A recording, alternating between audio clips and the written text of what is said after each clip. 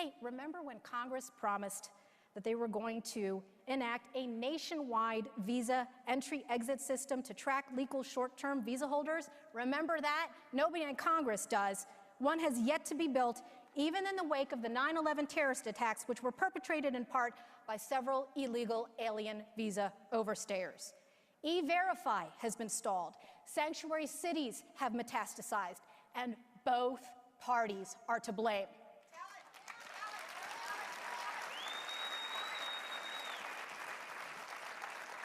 And yes, I'm looking at you, retired Paul Ryan. And yes, I'm looking at you, Mitch McConnell. And yes, I'm looking at you, Bush family. And yes, I'm looking at you, the ghost of John McCain.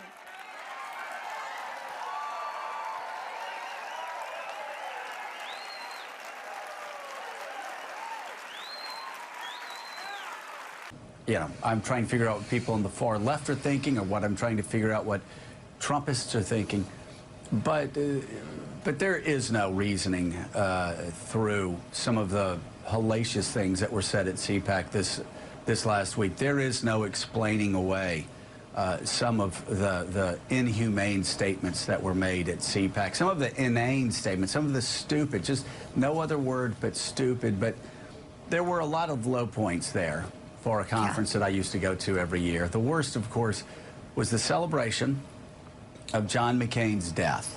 And the fact that the announcement of John McCain's death and the mocking and the attacking of, quote, John McCain's ghost caused the people of CPAC to rise to their feet in a thunderous applause. If you can imagine that these people, who obviously, again, I don't know if they weren't raised right, I don't know if their mothers and fathers never taught them basic values.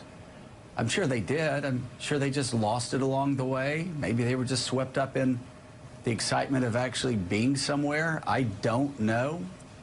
But when you applaud the death of an American war hero, a man who was imprisoned and beaten so badly that he couldn't even raise his arms over his head for the rest of his life, a man who was allowed to go free early but refused to, said he wasn't going to walk out until his band of brothers walked out with him, who wasn't going to get ahead of anybody else that had been in the Hanoi Hilton.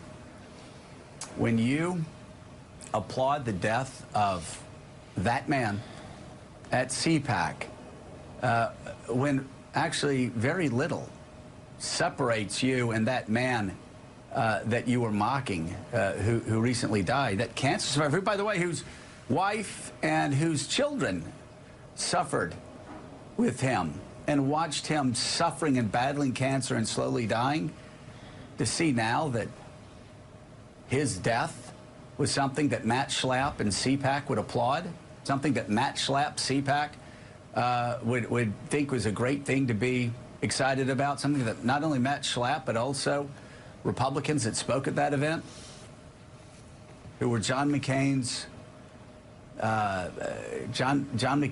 co-workers in the Senate for years. The fact that Donald Trump has caused this in the Republican Party, that he's caused this in American politics, actually, I think, is probably going to be his worst legacy of many terrible, terrible legacies. But those people that stood up and applauded for John McCain's death, let me just say to you, you may not be bad people, but you sure as hell gave a good impression of what a bad person looks like. And I mean this, and I do mean this with all the love in my heart, understanding that we all make mistakes and all have sinned and fallen short of the glory of God. I really do hope that this Monday morning, when you wake up, you think about that moment and you feel a little ashamed.